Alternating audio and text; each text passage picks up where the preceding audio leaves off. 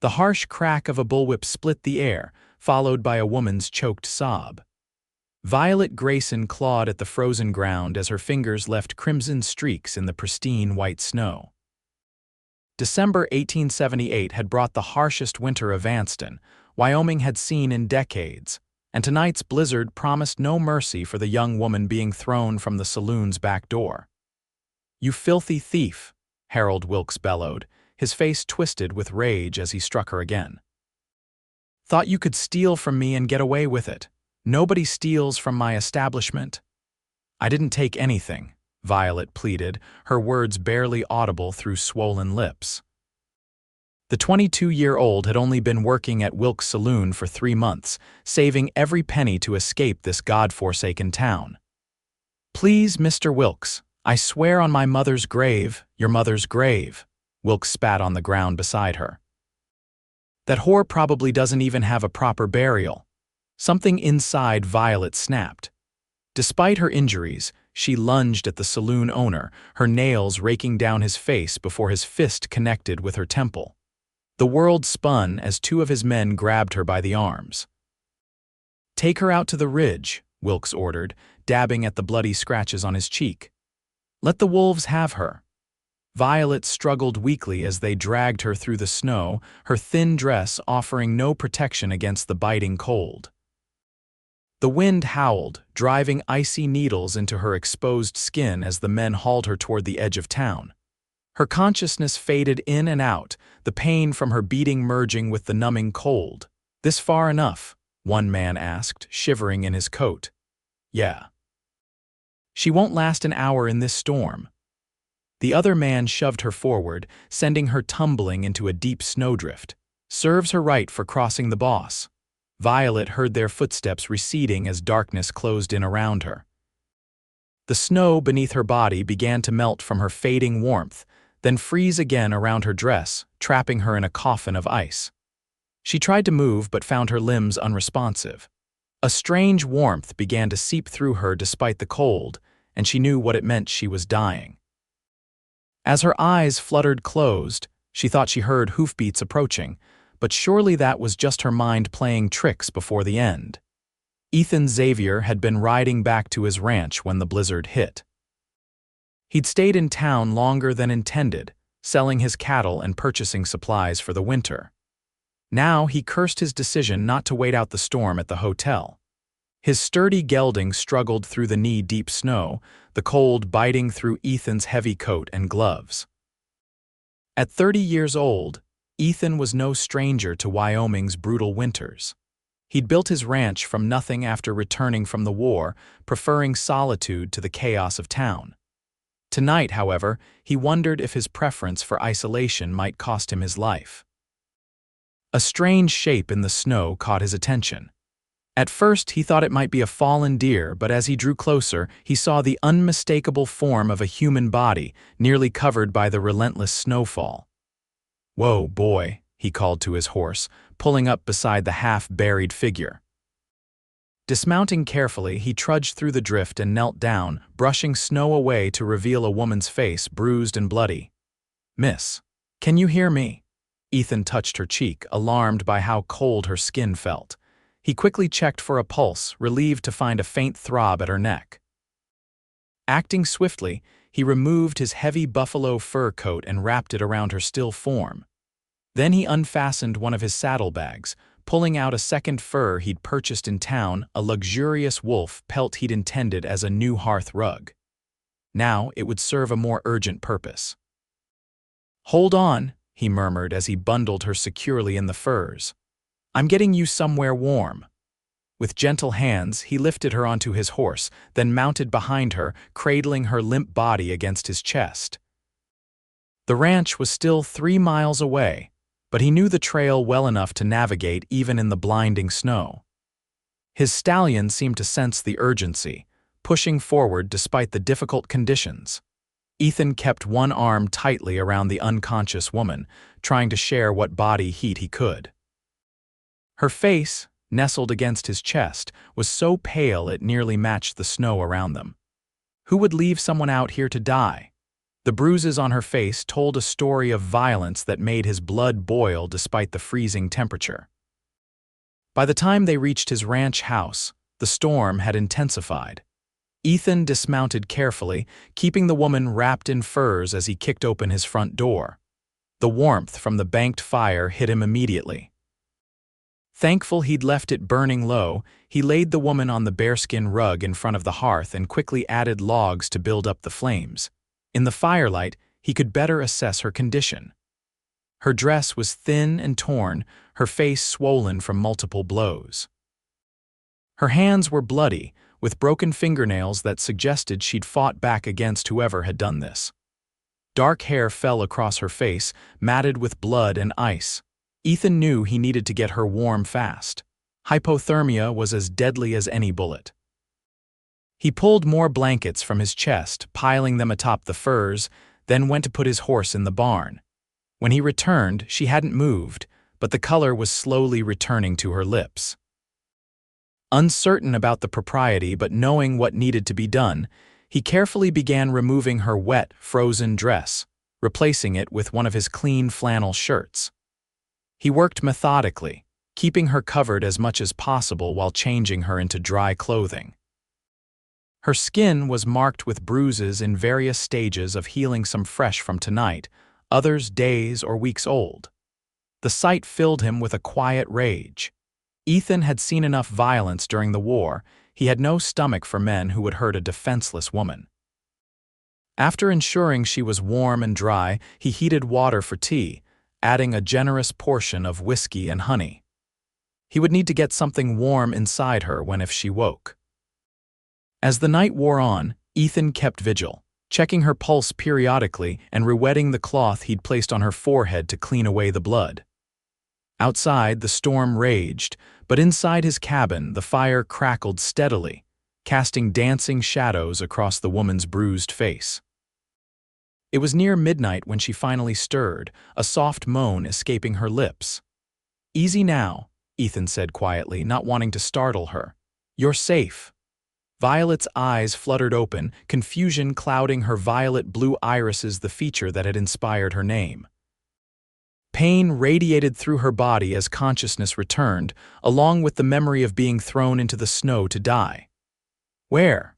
she managed, her throat raw. "My ranch, about 3 miles outside of Evanston," Ethan replied, helping her take a sip of the whiskey-laced tea. "I found you in the snow." "Can you tell me your name?" "Violet," she whispered. "Violet Grayson. I'm Ethan Xavier. You're safe here, Miss Grayson." Violet tried to sit up, wincing as pain shot through her ribs. "Why did you help me?" The question startled him.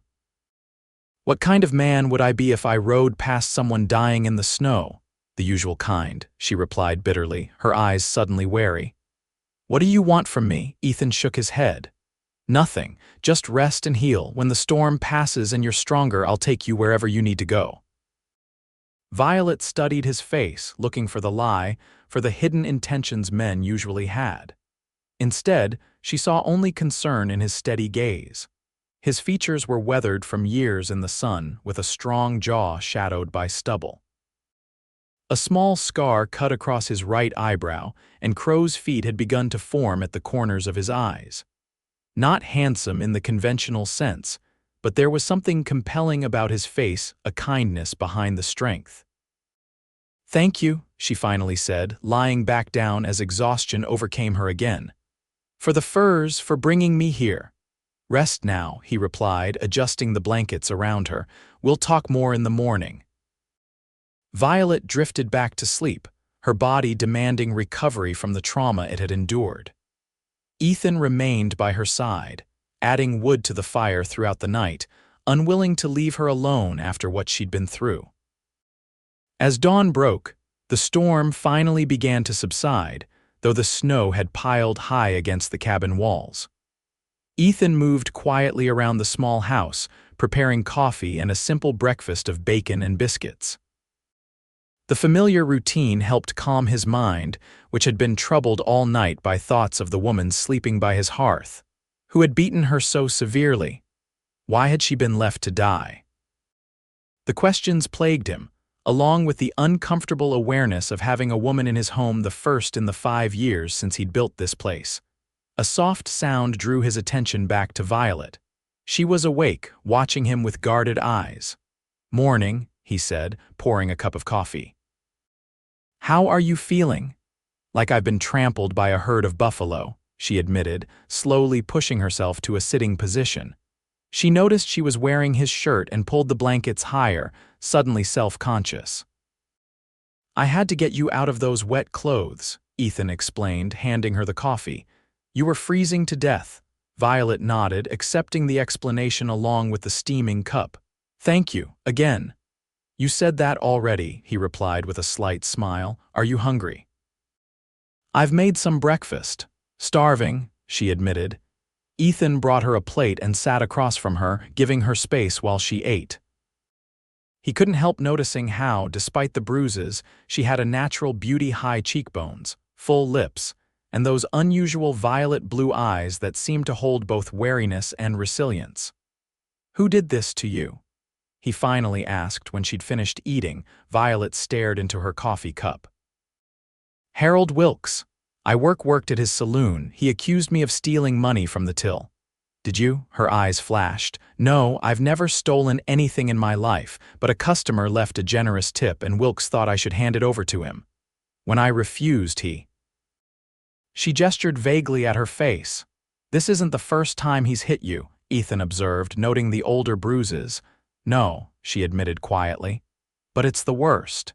He usually just slaps us girls around a bit when he's been drinking. This time he meant to kill me." Anger surged through Ethan, but he kept his voice level. "You worked as a saloon girl. Not in the way you're thinking," Violet said sharply. "I served drinks and sang sometimes, nothing more. I've been saving to get out of Evanston to go somewhere I could start fresh." Ethan nodded, accepting her words. "Well, you're welcome to stay here until you're healed up. The storms left us pretty well snowed in for a few days anyway." "I can't impose, it's no imposition." "I've got the space, and it's not like I can take you back to town right now even if you wanted to go." He stood and collected their plates. "Besides, it seems to me returning to Evanston might not be the safest choice for you right now." Violet couldn't argue with that. The thought of facing Wilkes again made her stomach clench with fear. She looked around the cabin, taking in the simple but comfortable furnishings. It was clean and well-maintained, with a few personal touches: books on a shelf, a guitar in the corner, a quilt that looked handmade draped over a rocking chair. "You live here alone?" she asked. "Just me and the animals," Ethan replied. "Got about 50 head of cattle, 6 horses, some chickens, and a milk cow, enough to keep me busy." "No wife, family?" A shadow crossed his face. "No, not anymore. Lost my parents before the war, and my wife Sarah died of typhoid while I was fighting. By the time I got back, there wasn't much left but her grave." "I'm sorry," Violet said softly, understanding loss all too well. "It was a long time ago," Ethan replied, though the pain in his eyes suggested otherwise. "What about you? Any family worried about you?" Violet shook her head. "My father left when I was small. My mother raised me alone until consumption took her 3 years ago. I've been on my own since then. That's a heavy burden for someone so young. I'm 22, old enough to know how the world works." She attempted to stand but swayed dangerously, her legs buckling beneath her. Ethan caught her before she hit the floor. "Easy, you've been through hell. Give yourself time to recover." His hands were strong yet gentle as he helped her back to the makeshift bed by the fire. The unexpected kindness in his touch brought tears to Violet's eyes, which she blinked away quickly. She'd learned long ago that tears solved nothing.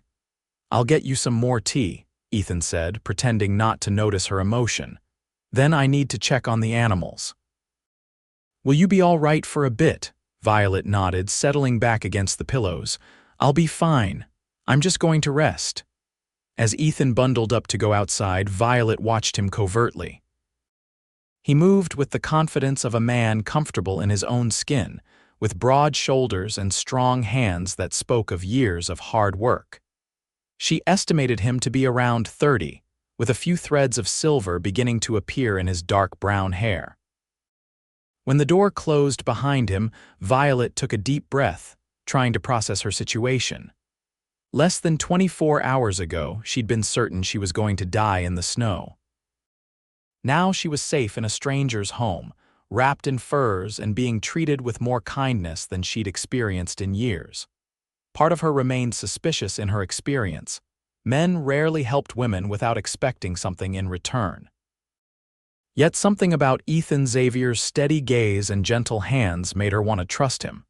Outside, Ethan trudged through the snow to the barn, his mind equally preoccupied with his unexpected guest.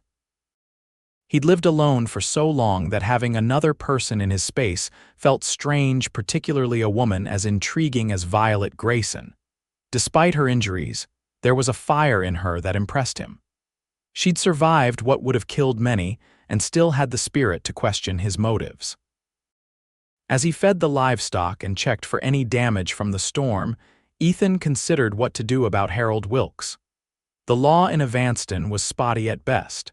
Sheriff Dawson was more interested in keeping the peace with influential businessmen than in delivering justice. If Wilkes had truly tried to murder Violet, he needed to be held accountable, but Ethan knew from experience that justice wasn't always forthcoming in frontier towns. For now, he decided, the priority was helping Violet heal. The rest could wait until the snow melted enough for travel. When he returned to the cabin, he found Violet asleep again, her breathing deeper and more regular than before. Good, he thought. Sleep was the best medicine for what ailed her. Moving quietly, he set about his chores, occasionally glancing over to make sure she was still resting comfortably. Outside, the winter sun shone brightly on the pristine blanket of snow covering his land. It would be days before the paths were clear enough for safe travel. Days of just the two of them in this small cabin. The thought brought a complicated mix of emotions: concern, curiosity, and a flutter of something he hadn't felt in years. Ethan pushed it aside, focusing on the practical matters at hand. There would be time enough to sort out feelings later. Right now, a wounded woman needed his help, and that was all that mattered. The next few days established a careful routine. Violet's strength returned gradually, allowing her to sit up for longer periods and eventually move around the cabin with Ethan's assistance. Her bruises began to fade from angry purple to sickly yellow-green, and the cut on her temple scabbed over, no longer requiring bandaging. Ethan proved to be a surprisingly good cook, preparing hearty meals that helped Violet regain her strength. In turn, she insisted on helping with whatever tasks she could manage, mending a tear in one of his shirts, helping prepare vegetables for stew, even reading aloud from one of his books in the evening while he whittled by the fire. They spoke often but carefully, each revealing bits of their past without diving too deep. Violet learned that Ethan had fought for the Union, returning to find Wyoming territory vastly changed. He'd used his army pay to purchase land and start his ranch, preferring the company of animals to people after the horrors he'd witnessed during the war. Ethan discovered that Violet had grown up in St. Louis, the daughter of a seamstress. After her mother's death, she'd headed west hoping to find work as a teacher, only to have her money stolen in Denver. Desperate and alone, she'd taken the only job available to a woman with no connections working at Wilkes' Saloon in Evanston. "I still had hopes of saving enough to move on, maybe to San Francisco," she explained one evening as they sat by the fire. "I've heard women have more opportunities there. What would you do in San Francisco?" Ethan asked, his hands continuing their steady work on a piece of pine wood that was slowly taking the shape of a small horse. "Open a dress shop, perhaps. My mother taught me to sew, or maybe still become a teacher. I've always loved books." She gestured to the volume in her lap, a collection of Wordsworth's poetry she'd found on his shelf. "You read well," Ethan observed. "Most saloon girls I've met can barely sign their names. My mother believed education was important even for girls. She sacrificed to send me to school." Violet traced the embossed cover of the book. "What about you? Where did you learn to appreciate Wordsworth? A small smile touched Ethan's lips. Sarah, my wife, was a schoolteacher. She brought her books when we married, read to me in the evenings. After she died, reading them made me feel less alone. The vulnerability in his admission touched Violet deeply. You must have loved her very much. I did. He looked up, meeting Violet's eyes directly. But that was a lifetime ago. What about you? Anyone special before all this? Violet shook her head. There was a boy in St. Louis Thomas. We talked of marriage, but then my mother got sick and I had to care for her. By the time she passed, he'd married someone else. His loss, Ethan said simply, returning to his carving. The comment, casual as it was, warmed Violet unexpectedly. She studied him in the firelight, noting how his strong hands moved with surprising delicacy over the wood, how the flames highlighted the angles of his face. For the first time in years, she felt truly safe in a man's presence. The thought was as comforting as it was terrifying. On the fourth day, Violet was strong enough to walk unaided, though her ribs still ached with every deep breath. She stood by the window, watching as Ethan cleared paths through the snow to the various outbuildings. The snow's finally starting to melt, she observed when he came inside, stamping snow from his boots. The road to town should be passable soon. Ethan hung his coat by the door. Probably. Another day or two at most. Are you eager to leave? The question hung between them, weighted with unspoken meanings. I don't know, Violet admitted. I can't go back to the saloon. Wilkes would finish what he started. You could press charges. Sheriff Dawson might be persuaded to act if what? If a saloon girl accuses one of the wealthiest men in Evanston of assault. We both know how that would end. Violet shook her head. No, I need to move on. The problem is I've lost everything, my savings, my clothes, everything I owned was in my room above the saloon. Ethan poured himself a cup of coffee, considering. I could help you, get you to the next town or even as far as Cheyenne. You could start fresh there. Why would you do that? Violet asked, that old suspicion creeping back. You don't even know me. I know enough, he replied simply. I know you didn't deserve what happened to you. I know you're smart and resilient, and I know what it's like to need a fresh start. Their eyes met across the room, an unspoken understanding passing between them. Before Violet could respond, a loud knock at the door startled them both. Ethan frowned. Stay back, he warned quietly, moving to retrieve his rifle from beside the door before opening it. A tall man in a sheriff's badge stood on the porch, his horse visible behind him in the yard. Xavier, the man greeted gruffly. Thought I might find you at home, what with the roads being near impassable these past days. Sheriff Dawson, Ethan acknowledged, not lowering the rifle completely. What brings you all the way out here, looking for a missing person? The sheriff's eyes moved past Ethan, landing on Violet, who had backed up toward the fireplace. And I believe I just found her. Ethan stepped sideways, blocking the sheriff's view. What exactly are you implying, Dawson? Harold Wilkes reported one of his girls missing after the blizzard. Said she stole money from him and ran off. Word around town is you were the last person seen in Evanston before the storm hit, and you were carrying a new fur. Put two and two together when somebody mentioned seeing a woman's dress in your saddlebags. That's a lie, Violet said, stepping forward despite Ethan's warning glance. Wilkes beat me and had his men throw me in the snow to die. Mr. Xavier found me and saved my life. Sheriff Dawson's weathered face remained impassive. That's not the story I heard, miss. Of course it isn't, Ethan said coldly. Wilkes isn't going to admit to attempted murder, is he? Look, Xavier, I don't want trouble. Just need the girl to come back to town with me. Wilkes is willing to drop the theft charges if she returns quietly. Violet paled. So he can finish killing me. No, the sheriff sighed. Miss, I'm not asking. Either you come willingly or I'll have to take you in for theft. Ethan raised his rifle slightly. She's not going anywhere with you, Dawson. She's under my protection. Don't be a fool, Xavier. You want to get yourself arrested too. Harboring a fugitive is a serious charge. She's not a fugitive, she's a victim. Look at her face, for God's sake. Does that look like someone who ran off or someone who was beaten half to death?" The sheriff's eyes flicked to Violet's still bruised face, and for a moment, uncertainty crossed his features. "Wilkes has a nasty temper when he drinks," Dawson admitted reluctantly. "But he's an important man in Evanston. His saloon brings in most of the business. So that gives him the right to beat a woman and leave her to die." Ethan's voice was dangerously quiet. "The law's complicated out here, Xavier. You know that. The law should protect the innocent, not the powerful." Ethan stood firm. "Miss Grayson isn't going anywhere with you.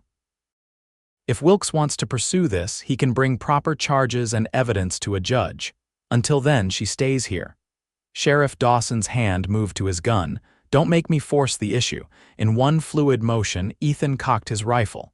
"I was a sharpshooter in the war, Sheriff. I can put a bullet through your eye before your hand clears leather. Now, I suggest you get back on your horse and tell Wilkes if he wants to pursue this, he'd better bring more men next time." A tense silence filled the cabin as the two men stared each other down. Finally, the sheriff's hand moved away from his weapon. "This isn't over, Xavier. You're making a mistake. The only mistake would be letting this woman return to a man who tried to kill her. Good day, Sheriff." After a final warning glare, Dawson turned and stomped back to his horse. Ethan watched through the window until the sheriff disappeared down the trail toward town. "He'll be back," Violet said quietly, her hands trembling slightly. "With more men. Probably." Ethan set his rifle down and turned to her. "We need to get you away from here tonight. Dawson won't return until tomorrow at the earliest, which gives us time. But the snow, the main roads are still difficult, but I know trails through these mountains that few others use. We can make it to the next county before they realize we've gone." Violet stared at him. "We? You're coming with me." "Of course I am. You think I'd send you off alone after what just happened?" Ethan began gathering supplies, moving with urgent efficiency. "Besides, Dawson made it clear I'm in trouble too now.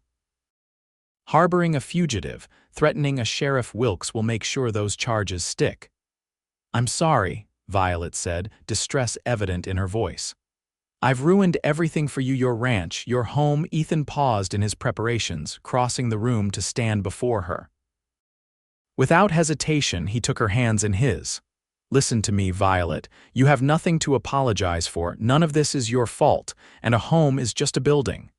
What matters is doing what's right." Their eyes locked, and for a moment, everything else faded away: the danger, the uncertain future, even the pain of their pasts. There was only this connection, this unexpected bond forged through survival and shared understanding. "Thank you," Violet whispered, squeezing his hands. Ethan nodded once, then returned to his preparations. "Pack what you can in this bag: warm clothes, food that won't spoil. I need to ready the horses and gather some things from the barn." As he headed for the door, Violet called after him. "Ethan, where will we go?" He turned, a determined look on his face. "I have a friend from the war who settled in Colorado. He owes me a favor. We'll head there first, then decide our next move." The urgency of their situation spurred them to efficient action. By nightfall, they had 2 horses packed with essential supplies. Ethan left most of his possessions behind but took his savings, nearly $500, hidden in a coffee can beneath the floorboards. He'd been saving to expand his herd, but freedom was worth more than cattle. They rode out under cover of darkness, Violet wrapped in the same furs that had saved her life days earlier. The night was clear and cold, stars shimmering like diamonds against the black velvet sky. The snow made travel slow, but as Ethan had promised, he knew hidden trails that wound through the mountains. "We'll ride through the night," he explained as they picked their way along a narrow path. "There's a line shack about 15 miles south where we can rest for a few hours at dawn. Then we'll continue toward the Colorado border." Violet nodded, too focused on staying upright in her saddle to speak much. Her body still ached from the beating, and the cold air made breathing painful. But the alternative, returning to Wilkes' mercy, was unthinkable. As they rode, Violet contemplated the man leading the way ahead of her. Ethan Xavier had given up everything to help her, a woman he barely knew. In a world that had shown her little kindness, his actions were so extraordinary they seemed almost unreal. By the time they reached the lined shack, both were exhausted.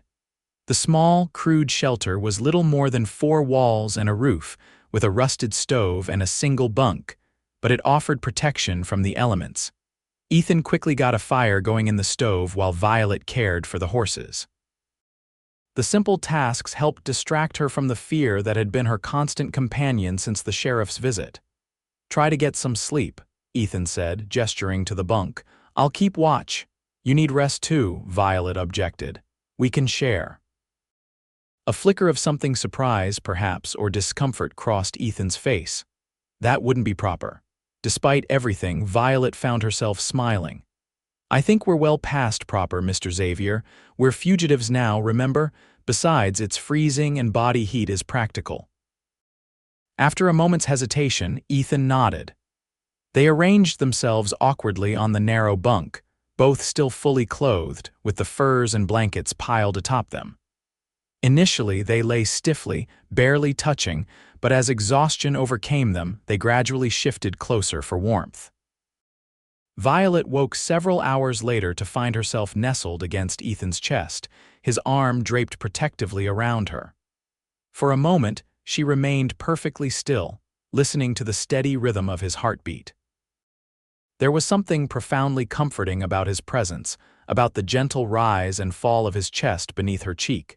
She knew she should move away, maintain some semblance of propriety, but she couldn't bring herself to break the contact. For the first time in years, she felt truly safe. Ethan stirred, his eyes opening to find Violet watching him. Neither spoke for a long moment, the air between them charged with unspoken emotions. "We should get moving," he finally said, his voice rough with sleep. "We still have a long way to go." The spell broken, they rose and prepared for another day of hard riding. Outside, the dawn light revealed a world transformed by winter, every branch encased in ice that sparkled in the rising sun. Under different circumstances, it might have been breathtaking. They rode hard throughout the day, stopping only briefly to rest the horses and eat a meager lunch of jerky and hardtack. Ethan remained vigilant, frequently checking their back trail for signs of pursuit. "Do you think they're following us?" Violet asked as they paused to water the horses at a half-frozen stream. "Hard to say," Ethan replied, scanning the horizon. "Dawson isn't much for tracking, but Wilkes might hire someone who is. We need to keep moving." By late afternoon, they reached the Colorado border, marked only by a weathered sign nearly buried in snow. Crossing into another territory provided some psychological relief, though both knew it wouldn't stop a determined pursuit.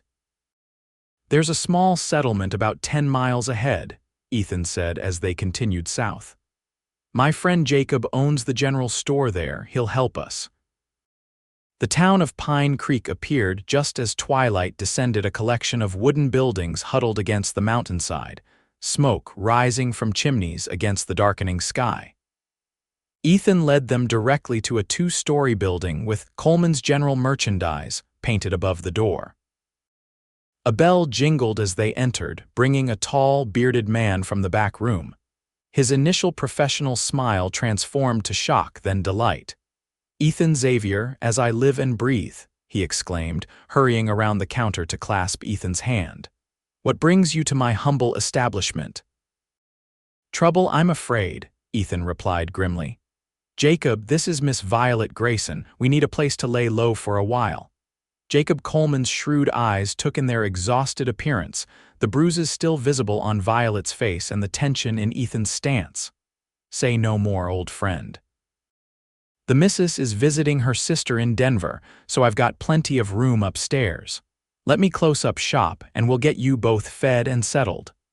The warmth of Jacob's welcome brought tears to Violet's eyes. After days of fear and uncertainty, the simple kindness of being offered shelter without questions felt overwhelming. Jacob locked the store and led them through a back door and up a set of stairs to a comfortable apartment. A fire already burned in the hearth, and the smell of stew simmering on the stove made Violet's stomach growl audibly. "Sit, sit," Jacob insisted, bustling about to serve them bowls of the rich venison stew. "Eat first, explanations later." They ate gratefully, the hot food reviving their spirits after the long, cold journey. When they'd finished, Jacob poured 3 glasses of whiskey and settled into an armchair across from them. "Now, what kind of hornet's nest did you stir up this time, Ethan?" Over the next hour, they took turns explaining the situation: Violet's beating at Wilkes' hands, Ethan finding her in the snow, the sheriff's visit, and subsequent confrontation.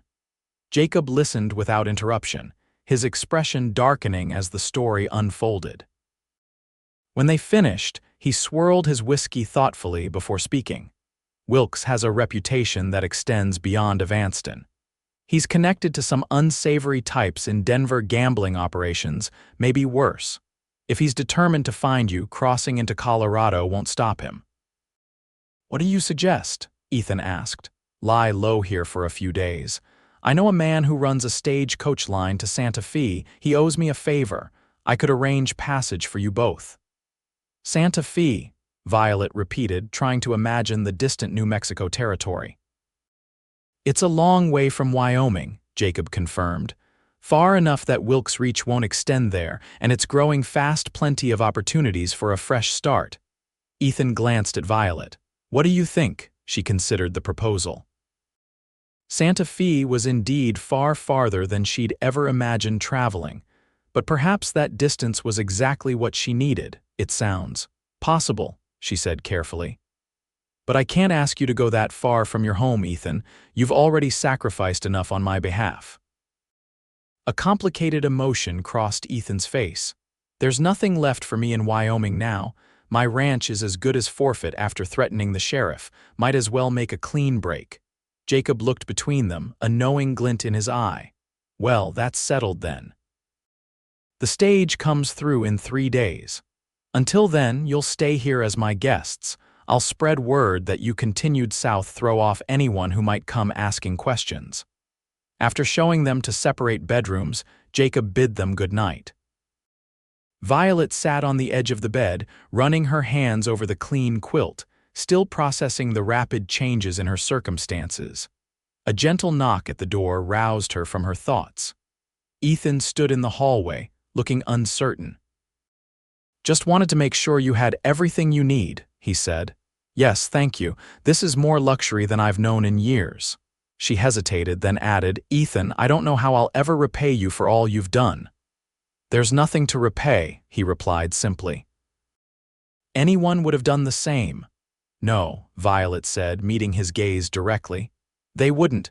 Most would have ridden past me in that snowdrift. Most would have handed me over to the sheriff without a second thought. What you've done, it's extraordinary." Ethan shifted uncomfortably under her praise. "Get some rest, Violet. We're safe for now." As he turned to go, she caught his hand. The touch was impulsive, surprising them both. "Thank you," she said again, more softly, "for everything." Something unspoken passed between them in that moment, a current of feeling neither was ready to acknowledge. Ethan squeezed her hand gently before releasing it. "Good night, Violet. Good night, Ethan." After he left, Violet lay awake for a long time, contemplating the strange path that had brought her here and the uncertain future that lay ahead. Santa Fe. A new beginning. And perhaps, most surprising of all, a companion for the journey who had already proven himself more honorable than any man she'd known. The next 3 days in Pine Creek passed in relative tranquility.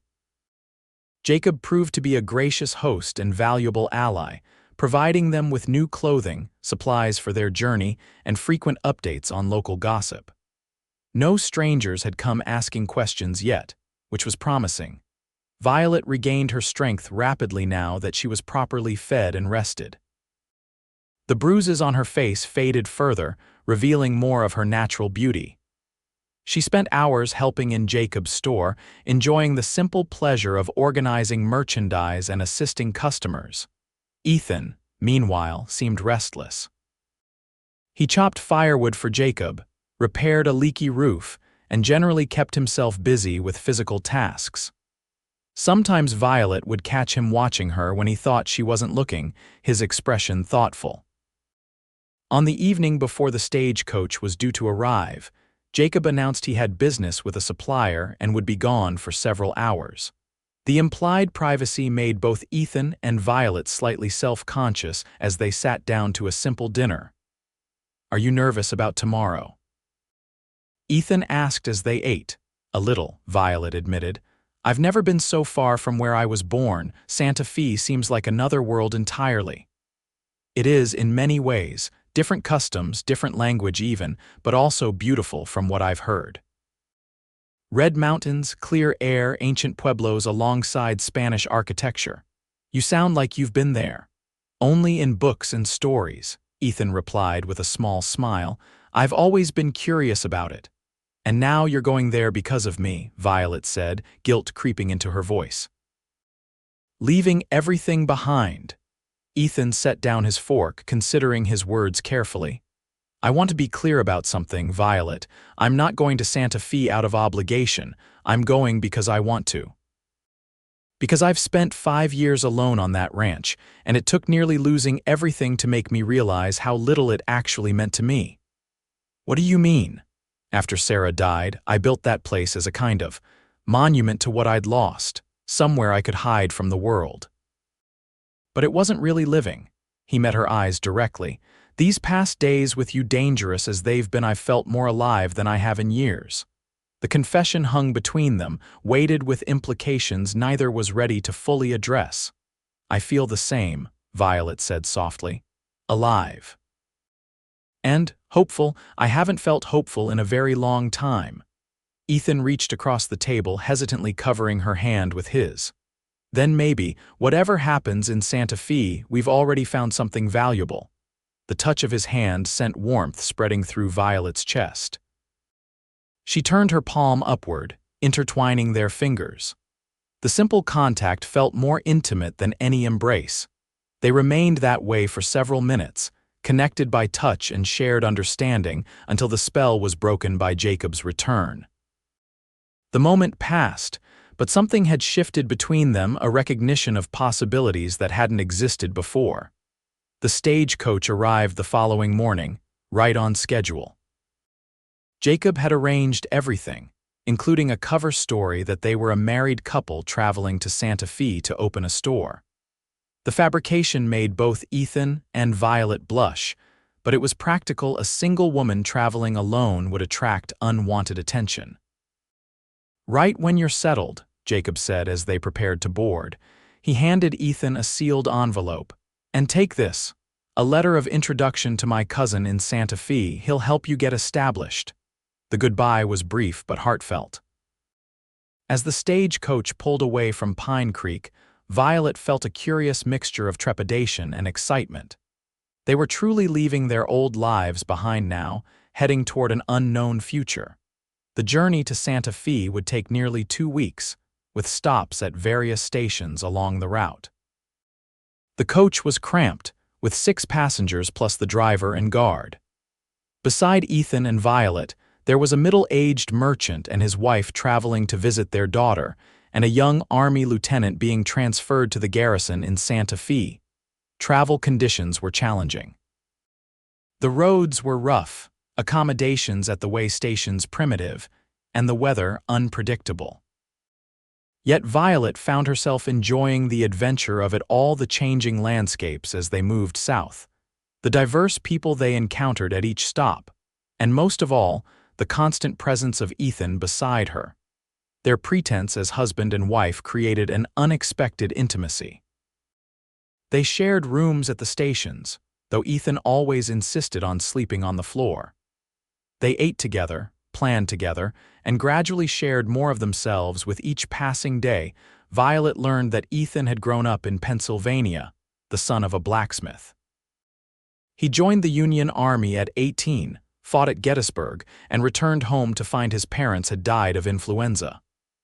With nothing left to keep him there, he'd headed west with his new bride, Sarah, seeking a fresh start. In turn, Ethan discovered that Violet had a remarkable singing voice, a talent for drawing, and a dry wit that emerged more frequently as she relaxed in his company. She told him of her childhood in St. Louis, of her mother's determination to give her daughter opportunities she'd never had herself, of dreams deferred but never entirely abandoned. By the time they crossed into New Mexico territory, the pretense of marriage felt less like a charade and more like a preview of possibilities. They had developed the easy rhythms of a couple anticipating each other's needs, communicating with glances and small gestures, finding comfort in proximity. It was during their final night on the journey, at a small way station just north of Santa Fe, that everything changed. A late spring snowstorm had forced the stagecoach to stop earlier than planned. The station was little more than a trading post with a few rooms for travelers, and they were fortunate to secure the last available chamber. The room was tiny, with a single narrow bed, a washstand, and a small fireplace. Ethan immediately offered to sleep on the floor as usual, but Violet surprised them both by objecting. "Don't be ridiculous. It's freezing and that floor looks harder than most. The bed is small, but we can share it. We've slept closer than that in the coach these past days." Her practical tone belied the flutter of nerves she felt. Something had been building between them throughout their journey, unspoken but increasingly undeniable. Ethan hesitated, then nodded. "If you're certain you're comfortable with the arrangement." "I am," she replied, more confidently than she felt. They prepared for bed awkwardly, taking turns using the washbasin and changing into night clothes behind a makeshift screen fashioned from a blanket. When they finally slipped under the covers, they lay stiffly, careful not to touch. Outside, the wind howled, rattling the shutters. Despite the fire, the room remained cold enough to see their breath. "This is silly," Violet finally said, turning toward Ethan. "We'll freeze if we stay like this." "Come closer." After a moment's hesitation, Ethan shifted toward her. They arranged themselves carefully, eventually settling with her back against his chest, his arm draped cautiously over her waist. The position was intimate yet innocent, practical yet charged with unacknowledged feelings. "Better?" Ethan asked, his voice low near her ear. "Much," Violet replied, trying to ignore the way her heart raced at his proximity. They lay in silence for several minutes, listening to the storm outside and the crackling of the fire. Despite the innocent nature of their embrace, Violet was acutely aware of every point where their bodies connected, his chest against her back, his arm across her waist, his breath warming her neck. "What will happen when we reach Santa Fe?" she asked suddenly, voicing the question that had preoccupied her for days. "We'll find somewhere to stay, look for work, start new lives." His answer was practical but didn't address the unspoken question between them. "Together or separately?" Violet pressed, her heart pounding. Ethan was silent for so long that she wondered if he'd fallen asleep. Finally, he spoke, his voice barely audible over the howling wind. "I would like it to be together," he admitted. "But that depends on what you want, Violet." She turned in his arms to face him, their faces inches apart in the dim firelight. "I want that too," she whispered. "I've never met anyone like you, Ethan, never known a man so honorable, so kind." His hand came up to gently touch her cheek, his eyes searching hers.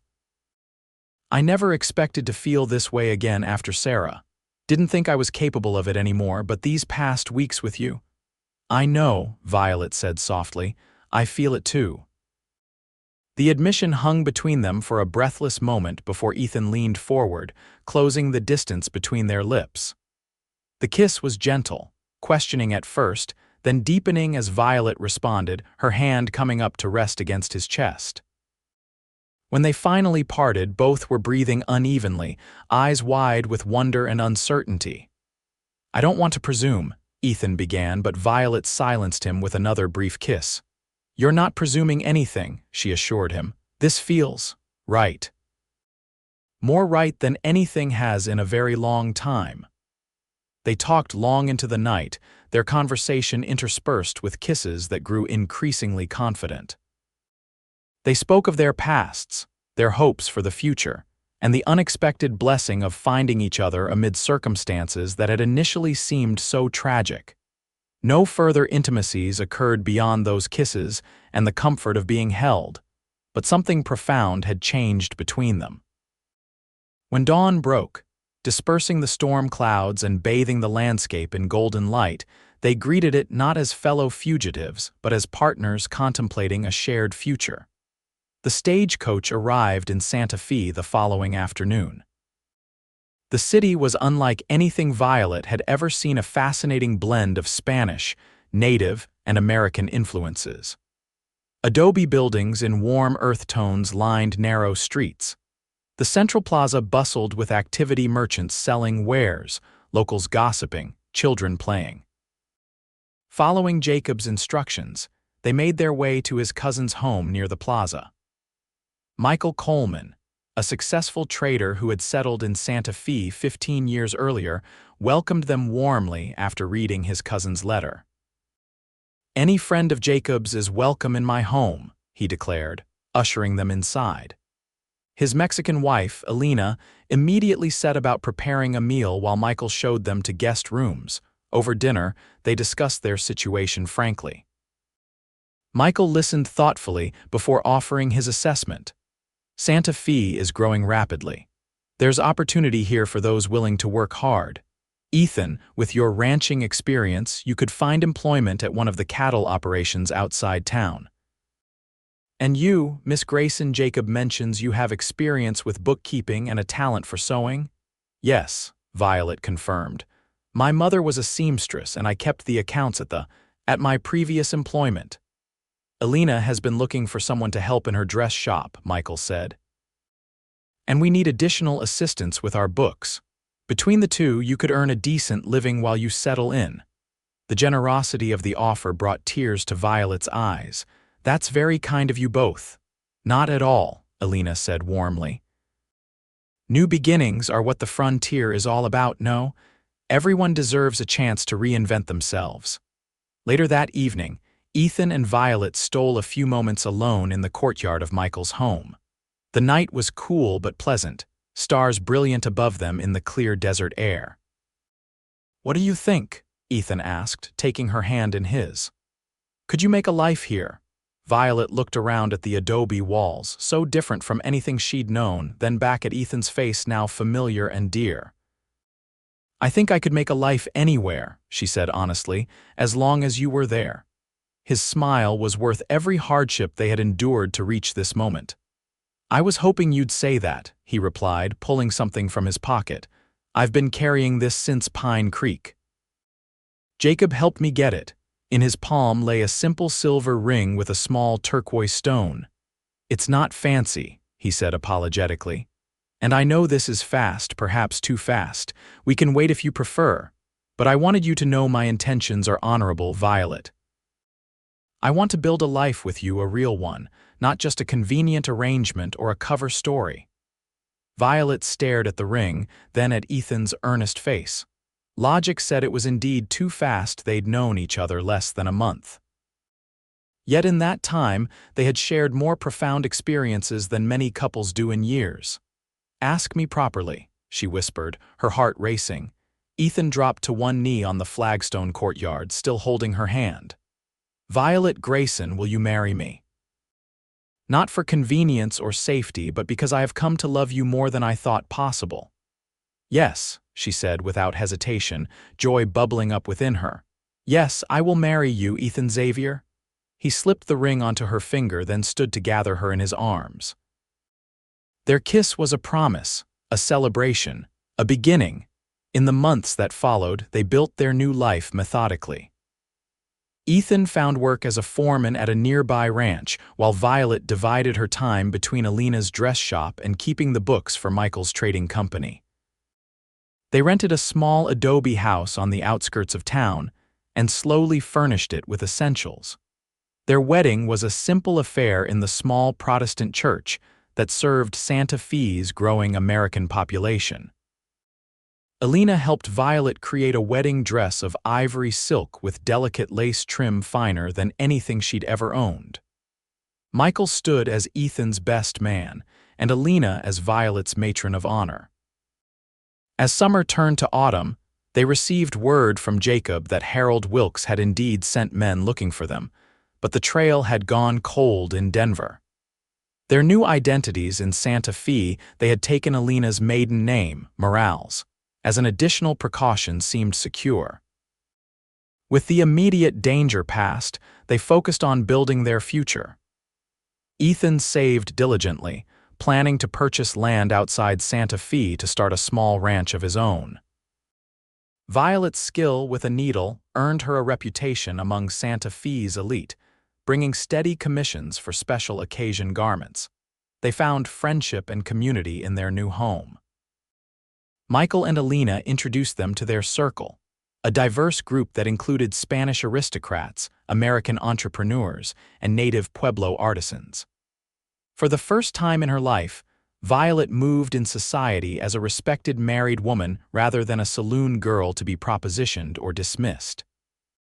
Winter came to Santa Fe with little snow but crisp, cold nights that reminded Violet of that first fateful evening when Ethan had found her in the Wyoming drift. Often, as they lay together in their warm bed, she would recall the desperate circumstances that had brought them together and marvel at how completely their lives had transformed. It was during one such night, as the first anniversary of their meeting approached, that Violet shared her most significant news. "Ethan," she said, taking his hand and placing it gently on her still flat stomach, "we're going to have a baby." The joy that transformed his face was everything she could have hoped for. He gathered her in his arms, his touch gentle yet exuberant. "A baby," he repeated in wonder. "Our child." "Are you happy?" she asked, though his reaction had already answered the question. "Beyond words," he assured her, kissing her softly. "I never imagined I could be this fortunate to have you and now a child as well." In that moment, the last shadows of their past seemed to lift completely. The woman beaten and left to die in the snow, the lonely rancher haunted by loss, those people were gone, transformed by love and the promise of new life. Their son was born the following summer, a healthy boy with his father's dark hair and his mother's violet blue eyes. They named him Jacob Michael Xavier, honoring the men who had helped make their new life possible. 2 years later, they welcomed a daughter, Sarah Alina, named for the women who had shaped their pasts and futures. By then, Ethan had realized his dream of owning land again, a modest but profitable ranch outside Santa Fe where they raised cattle and horses. Violet continued her dressmaking, now from a dedicated room in their ranch house, creating garments that combined American styles with Spanish and native influences. On the 5th anniversary of the night Ethan found Violet in the snow, they stood together on the porch of their ranch house, watching their children play in the yard as the sun set behind the Sangre de Cristo Mountains. "You ever think about that night?" Violet asked, leaning against her husband's solid strength. About how differently things might have turned out. Ethan's arm tightened around her waist. "Sometimes, I think about how close I came to taking the Southern Trail home instead of the Ridge Road. How easily I might have missed seeing you in that snowdrift." "Divine providence," Violet murmured. "That's what Alina would call it." "Perhaps," Ethan agreed, "or maybe just the best kind of luck." They stood in comfortable silence, watching as little Jacob chased his sister around a juniper tree, their laughter carrying on the evening breeze. "I never imagined this," Violet admitted softly. "Even in my most hopeful moments in St. Louis or Evanston, I never pictured a life this beautiful." Ethan turned to face her, his eyes reflecting the same wonder and gratitude she felt. "Nor did I. After Sarah died, I thought my chance at happiness was over. I built walls around myself as solid as that cabin in Wyoming. And now?" She prompted, already knowing the answer but wanting to hear it nonetheless. "Now I understand what it truly means to live," he said, touching her cheek tenderly. "To love without reservation, to build something that matters, to watch our children grow. You gave me that, Violet, the moment you opened your eyes in my cabin and asked why I had helped you. We gave it to each other, she corrected gently. Two broken people who found wholeness together. Their lips met in a kiss that still held the same wonder as their first, deepened now by years of shared joys and challenges, of building a life neither had believed possible. Behind them, the door opened as Alina emerged with a platter of food. Michael followed with pitchers of lemonade and wine. Jacob Coleman, visiting from Colorado with his wife and children, carried chairs out to the porch. "Come, come," Alina called to the children. "Dinner is ready." As their extended family gathered around the table on the porch, Ethan raised his glass. "To unexpected blessings," he proposed. "And to second chances," Violet added, her eyes meeting his over the rim of her glass. Everyone drank to the toast, unaware of its deeper significance to the couple who had journeyed so far not just in miles but in healing to reach this moment of perfect contentment. Later that night, after the guests had gone to their rooms and the children were asleep, Ethan and Violet stood once more on the porch, gazing up at the star-filled sky. "I have something for you," Ethan said, reaching into his pocket. "An anniversary gift." He placed a small wooden carving in her palm, a miniature horse, expertly crafted with delicate detail. "You made this?" Violet asked, running her finger over the smooth lines. "I've been working on it for weeks," he admitted. "Do you recognize it?" Violet studied the carving more closely, noting the distinctive markings. "Its shadow," she realized, referring to the gelding that had carried them both through the snow that fateful night. "The horse that saved us." I thought it fitting. A reminder of where we began and how far we've come. Tears shimmered in Violet's eyes as she closed her fingers around the carving. "It's perfect. Thank you." Ethan gathered her close, his arms as strong and sure as they had been the first time he'd wrapped her in furs and carried her to safety. "Thank you," he whispered against her hair, "for giving me a reason to turn down that ridge road, for fighting to survive, for trusting me enough to start again." In response, Violet tilted her face up to his, words unnecessary between them after all they had shared. Their kiss held the warmth of home, the strength of survival, and the sweet promise of all the years still to come, a fitting conclusion to a journey that had begun in the deepest snow, but blossomed into the richest kind of life. Their story, which had started with violence and desperation, had transformed into one of enduring love, of family bonds forged through adversity, of a home built on mutual respect and shared dreams. From the moment Ethan had wrapped Violet in furs and carried her to safety, their paths had been inexorably intertwined, two souls finding in each other not just rescue, but redemption.